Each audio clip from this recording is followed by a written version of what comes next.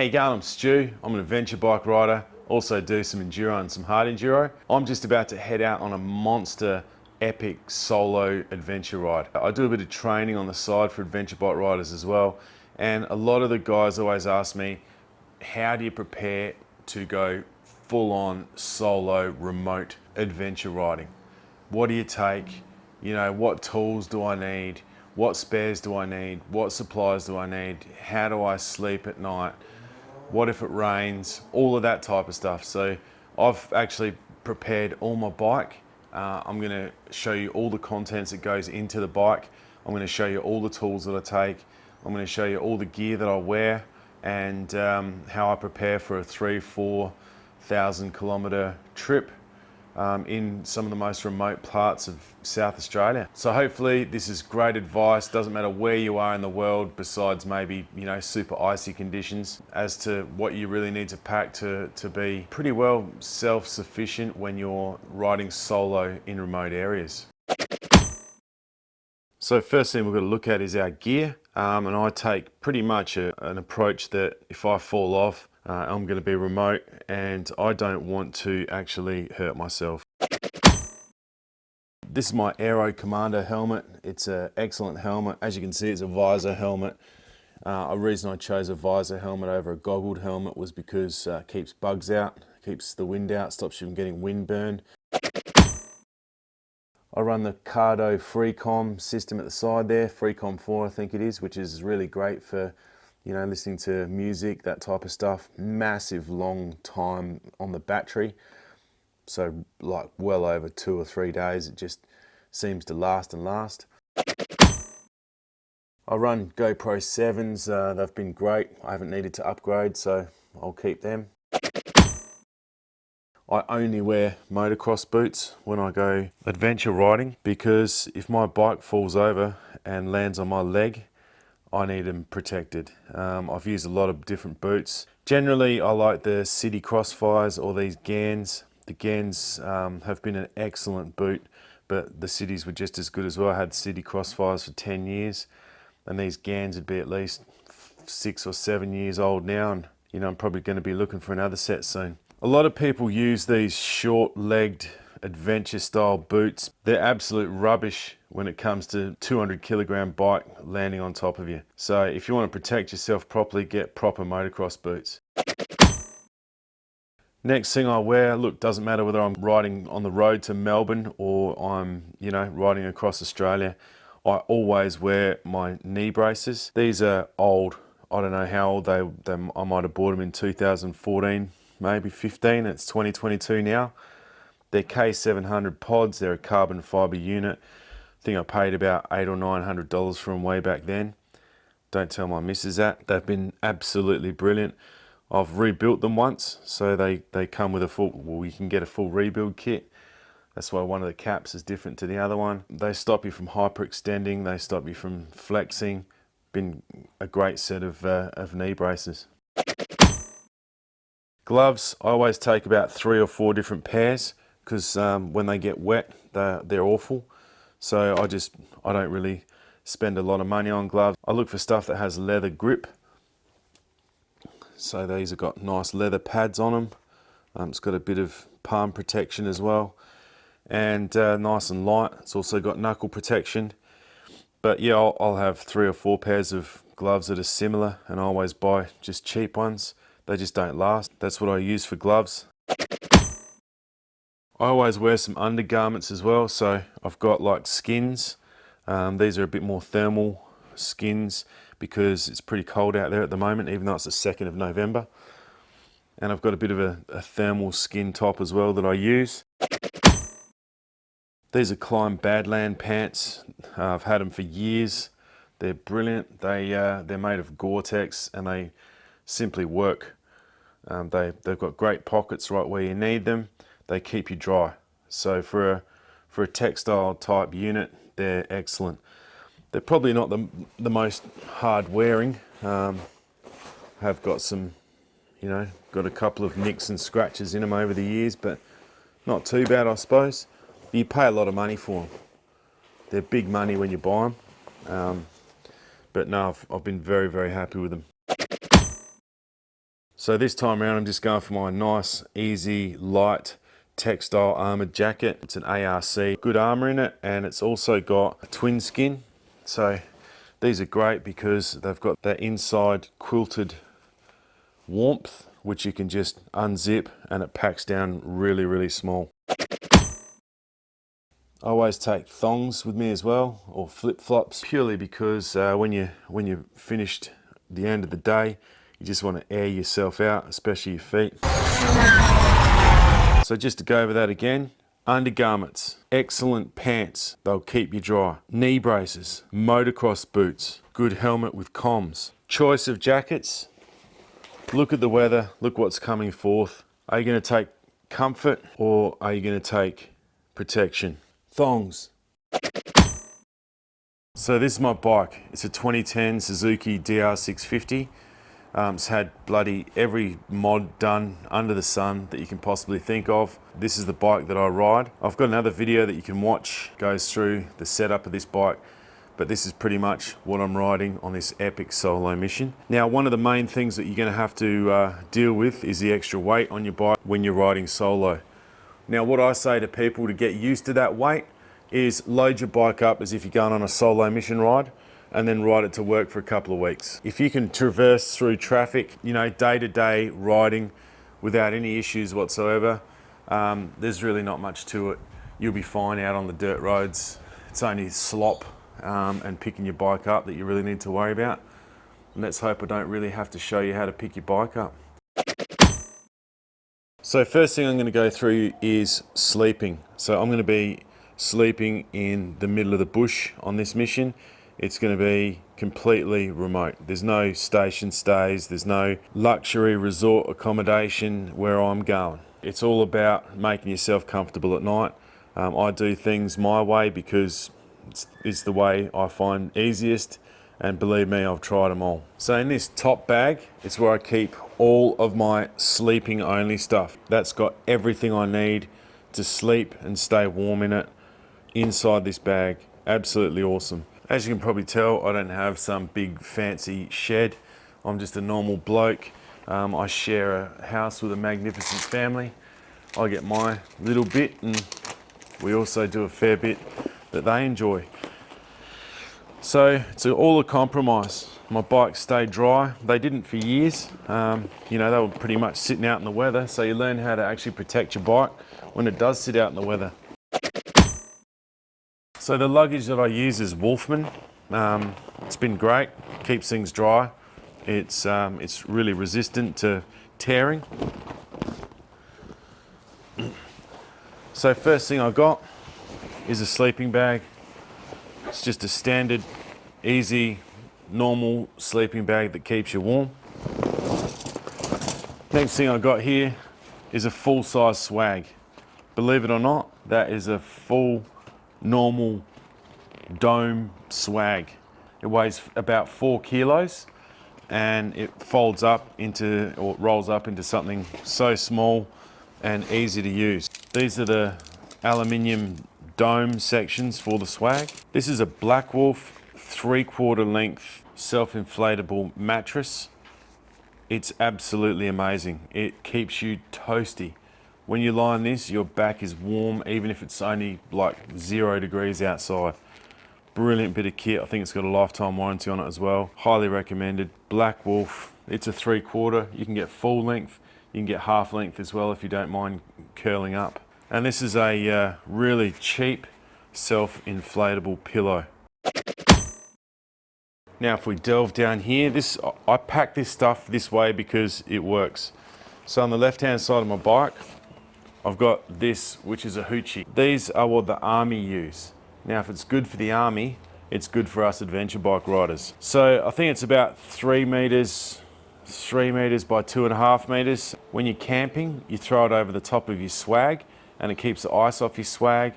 You can string it all down and peg it all down or tie it up to a tree, and it's great shelter. If it's really wet and you need something underneath you, you can use this as a ground sheet. So it's an extremely versatile bit of kit that I always take and I highly recommend everyone should have. So that sits there because I might want to use this when I'm not camping. I might just want to throw it over my bike. I might need a ground sheet, something like that. That's why this is easily accessible. I also take pegs with me. I've got probably 10 or 12 pegs all together in case there's a freaking hurricane or something. But these can be really good, especially for your hoochie. So when I'm using a tree or something like that and I want to peg down over my gear, these are really good. They're nice and light, just plastic, super hard. And I don't take a hammer unless I'm going into hectically rocky areas, and then I'll just take a little hammer, or you know, I'll just use my shifter or something like that, or a rock. So a good set of plastic pegs. I take a length of hose just in case I need to siphon water or petrol or whatever. Water, I take 2.5 litres of water on this side and 2.5 litres of water on the other side. So the next thing I carry is a gas cooker. These are brilliant little units. I think it's called a 360. I don't know if you've ever seen these before. I've had this for bloody years. So basically it's like a hiking equipment, sort of high-end hiking equipment. You've got a couple of pans or saucepan, and it's a gas cooker. It runs on these Pro Fuel cans, a brilliant little butane gas can. This is about half full, and I've thrashed this. They last forever if you just trickle them along. You don't need to, you know, make a blowtorch out of them, although you can, and they really are brilliant. And this basically is a deeper pot you can cook soups and stews on if you want to. This is the other part of the gas burner thing. She opens out, and then you wind that into the gas, and you turn it on and off like this, and it really does absolutely cane. They're really good units. So it'll heat up water in like a minute. It's crazy. You could melt steel with these things. They're crazy. And these are some of the amazing cuisines from backcountry cuisine. They will get you by. All you do is, there's two ways of doing it. You can either tip this into your pot, pour some water in there, and away you go.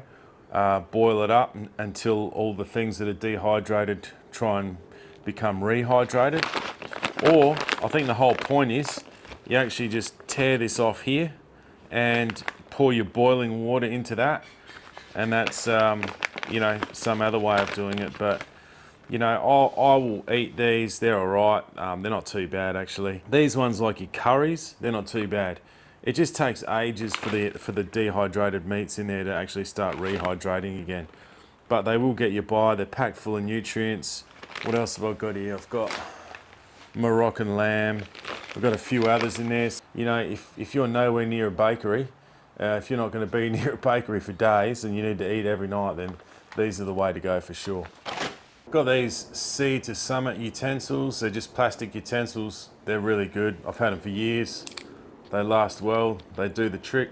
I've got a bunch of important tools in here. So I've got some zip ties, gas operated soldering iron there, some tape, some wire, a box of bolts. So I also have a good puncture repair kit. I just carry a standard tube. It's a really light front standard tube only. The front will fit in the rear. Zip ties, you need as many as you can possibly get. If you come off, you damage your bike, this will hold your bike together. Last thing I've got here is my knife.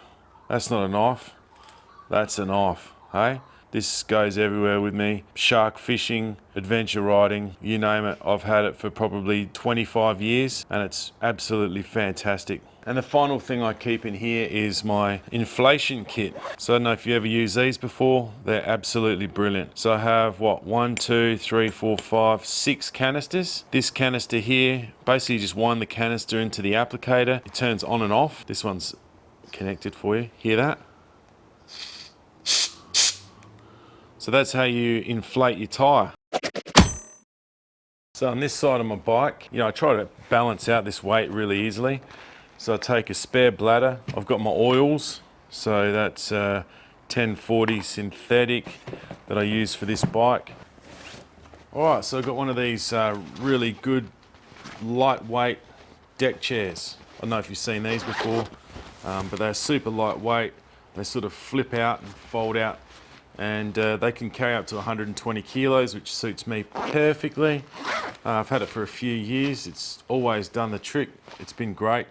Outtrack, I don't know if this is a good brand or not, but it works for me. It was quite cheap, well worth getting, super light, probably wouldn't even be a kilo. Another bottle of water, 2.5 litres. Some more heavy duty string there.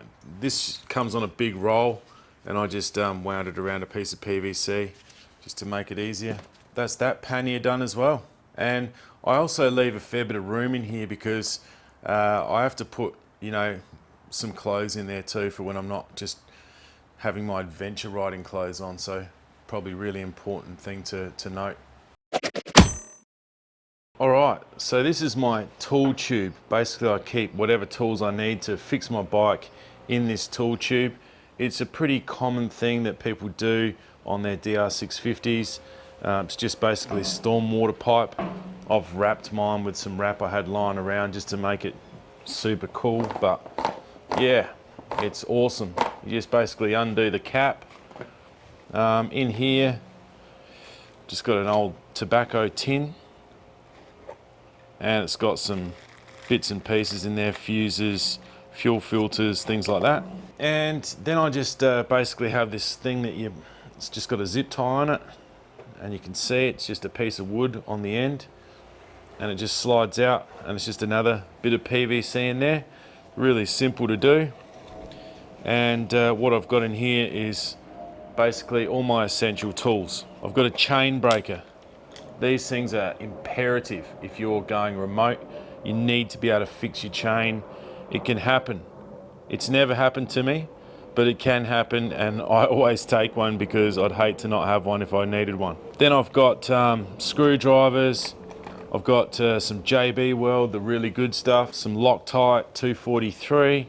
Then I've got like your wrench, I've got a breaker bar, I've got the correct socket for my axle. I've got all sorts of spanners going from sort of 6mm all the way up to 19mm. Screwdrivers. I've got a ratchet and sockets. Generally just got long sockets, they'll do the trick. Got my tusk levers, so I carry 2 or 3 of them. But basically that's everything that you sort of need to be able to get your bike going, and it's all there in your tube. You know, you can take your tank off, you can take your seat off, take your battery out, you can do all sorts of maintenance on your bike just with this, repair your chain, all that type of stuff. So it's a really good addition to your bike. So this is a Wolfman Enduro tank bag. Really cool tank bag. I've looked at a bunch of different sizes, and this one just really was the right size for me. So in here, I've got, this is actually a full first aid kit. It's all wrapped up at the moment. One of the main things I take is pressure bandages, because they're the things that you need to wrap around yourself if you get taken by a snake. You got your band-aids, alcohol wipes, that type of thing. Over the years, I've found that this gear here is one of the best disinfectants. It lasts the longest. It's really, really good. It's just tea tree oil, antiseptic spray. Comes in this little bottle here, so really good stuff. I just keep that wrapped up inside there, and you know, if I get any cuts or scratches or anything like that, or you know, even big open wounds, I can spray this stuff on it and it will basically deal with any type of infections. Now I keep this in my tank bag because if I hurt myself, I don't want to be rummaging around through all sorts of gear, so that stays there with me. This stuff here, it's Elastoplast. It's the best tape that you can actually buy that I've found in 40 odd years of riding. So it's almost impossible even just to tear the stuff apart. The glue on it is so good. It's really, really the best stuff that you can get. As you can see, I've had this in the kit for years. I've actually used it a fair bit too. You know, treating people with injuries, wrists, shoulders, ankles, that type of thing. It sticks directly to the skin really well. You can also use it for just about anything else. So, you know, if you tear a grip or something like that, you can, you know, just use this as a grip, and I've actually done that before. It's brilliant stuff. It's Elastoplast. You get it from the chemist, and definitely worth putting some of this in your kit. I've got my burner. I've got some sunscreen there. Up the top here, I've got some chain links. So these are little packets, you get them for, yeah, $9, and they contain your O-rings, they contain a chain link, a clip. So I've got one that has a clip, and I think I've got one that's the stud type. Yeah, this one here is your stud type. You use your chain breaker and you actually push this together, and it creates an excellent link in your chain. I always inspect my chain, make sure I haven't lost my little chain clip. Another essential bit of kit that I use is a spot tracker. There's heaps of different versions of these. I use this particular one because it's simple, it's really easy to use, and it tracks you, and it's really cheap because you're not using it for doing anything besides tracking you or sending SOSs. I don't keep this on my bike, I keep this on me at all times. It's pretty rare when you come off that you're right next to your motorbike. That's just the logic that I sort of use, and I keep this on me so that I can just grab hold of it and hit that SOS if I ever need to. So a bit of a look there at the dashboard setup. I run a Garmin Montana 680T. For this, I had a Garmin Montana 650T. This is just the upgrade of it. They're absolutely awesome GPS. Totally love it. You can use AA batteries for backup. It charges off a USB, and it's got detailed topographical maps. Very, very easy to use. Excellent screen. Battery life's phenomenal. A really good unit, can't rave about it enough. So I run RAM mounts. I've got dual USB there. RAM mounts are holding my gear. Have my phone mount on this side. This is just one of those normal RAM mounts X grip for your phone. This is a good unit. So you have it like that when you're just cruising along normally. And then, not many people know this, but you've got this rubber section in the back here. So this rubber actually goes around the corners and holds your phone into place if you're going over, you know, super rugged terrain. So that's the setup that I have on my dash. The bike itself also has a GPS speedo. So if this fails and I can't get any signal on my phone, I can just hit go back and it will take me back along the track that I started really, really easily. So this is a third sort of safety feature. You've got these two, and then you've got this one. Worst case scenario, you hit the spot tracker if you need to. So there you have it.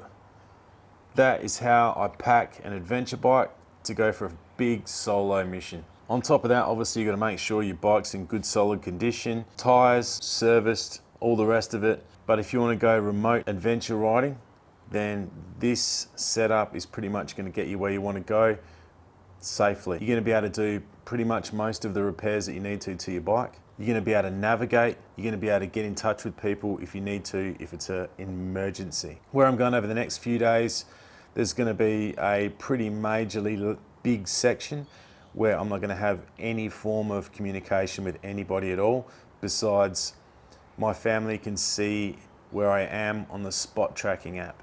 You know, every 10 minutes or so, it'll flick out a little ping and they'll be able to actually follow me on that track. So thanks very much for watching. Hope you really enjoyed this setup, this solo adventure riding mission setup. And if you've got any questions, hit me up anytime. I'm leaving tomorrow, but I'll try and upload this tonight. Cheers.